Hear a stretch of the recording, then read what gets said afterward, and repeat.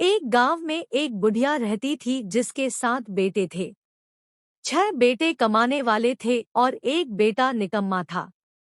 बुढ़िया माँ 6 पुत्रों का जूठा 7वें पुत्र को देती। 7वां पुत्र एक दिन अपनी पत्नी से बोला, देखो, मेरी माता का मुझ पर कितना प्रेम है। वह बोली, क्यों नहीं, सबका जूठा बचा हुआ तुमको खिलाती है। वह बोला, जब तक आंखों से न देखे मान नहीं सकता। पत्नी ने हंसकर कहा, देख लोगे तब तो मानोगे। कुछ दिन बाद एक बड़ा त्योहार आया। घर में 7 प्रकार के भोजन और चूरमा के लड्डू बने। वह पत्नी की बात को जांचने के लिए सिरदर्द का बहाना बनाकर पतला कपड़ा सिर पर ओढ़कर रसोई में जाकर सो गया और कपड़े में से सब देखता रहा।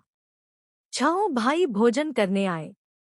उसने देखा, माँ ने उनके लिए सुंदर सुंदर आसन बिछाए, 7 प्रकार की रसोई परोसी और आग्रह कर करके उन्हें भोजन कराती रही।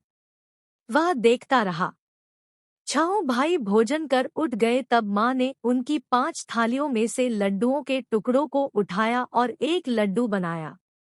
जूठन साफ कर माँ ने उसे पुकारा, उठ बेटा, उठ। तेरे भाइयों ने भोजन कर लिया, तू भी उठकर भोजन कर ले। उसने कहा, माँ, मुझे भोजन नहीं करना, मैं परदेस जा रहा हूँ। माता ने कहा, कल जाना हो तो आज ही जा। वह बोला, हाँ हाँ, जा रहा हूँ। यह कहकर वह घर से निकल गया। चलते समय उसे पत्नी की याद आई। वह गौशाला में कंडे थाप रही थी। वहां जाकर वह बोला, मेरे पास तो कुछ नहीं है। यह अंगूठी है, सो ले लो और अपनी कोई निशानी मुझे दे दो। वह बोली, मेरे पास क्या है, यह गोबर भरा हाथ है। यह कहकर पत्नी ने उसके पीठ पर गोबर की हाथ की थाप मार दी। वह चल दिया। चलते चलते दूर देश में पहुंचा। वहां एक साहूकार की दुकान थी। वहां जाकर बोला, सेठ जी, मुझे नौकरी पर रख लो। साहूकार को नौकर की सख्त जरूरत थी। साहूकार ने कहा, काम देखकर तनख्वाह मिलेगी। उसने कहा, सेठ जी जैसा आप ठीक समझे। उसे साहूकार के यहाँ नौकरी मिल गई। वह वहां दिन रात काम करने लगा। कुछ दिन में दुकान का लेन देन, हिसाब किताब, ग्राहकों को माल बेचना, सारा काम करने लगा। साहूकार के 7-8 नौकर थे। वे सब चक्कर खाने लगे। लेकिन उसने अपनी लगन, परिश्रम और ईमानदारी से सभी को पीछे छोड़ दिया। उसे अपने किए का फल मिला। सेठ ने भी उसका काम देखा और 3 महीने में ही उसे मुनाफे में साझीदार बना लिया।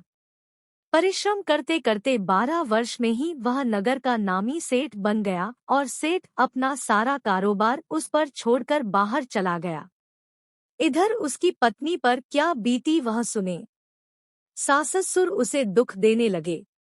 गृहस्थी का काम करवाकर उसे लकड़ी लेने जंगल में भेजते। इस बीच घर की रोटियों के आटे से जो भूसी निकलती, उसकी रोटी बनाकर रख दी जाती और फूटे नारियल की नरेली में पानी दिया जाता। इस तरह दिन बीतते रहे। एक दिन वह जब जंगल में लकड़ी लेने जा नहीं थी तब उसे रास्ते में बहुत सी स्त्रियां संतोषी माता का व्रत करती दिखाई दी। यह वहां खड़ी होकर पूछने लगी, बहनों, यह तुम किस देवता का व्रत करती हो और इसके करने से क्या फल होता है? इस व्रत के करने की क्या विधि है? यदि तुम अपने इस व्रत का विधान मुझे समझाकर कहोगी तो मैं तुम्हारा बड़ा एहसान मानूंगी। उनमें से एक स्त्री बोली, सुनो, यह संतोषी माता का व्रत है।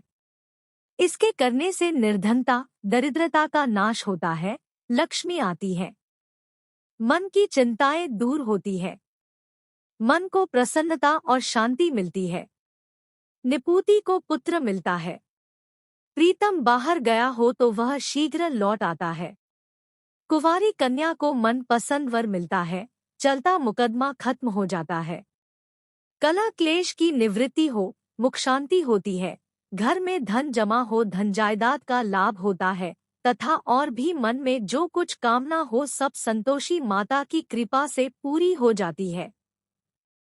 इसमें संदेह नहीं।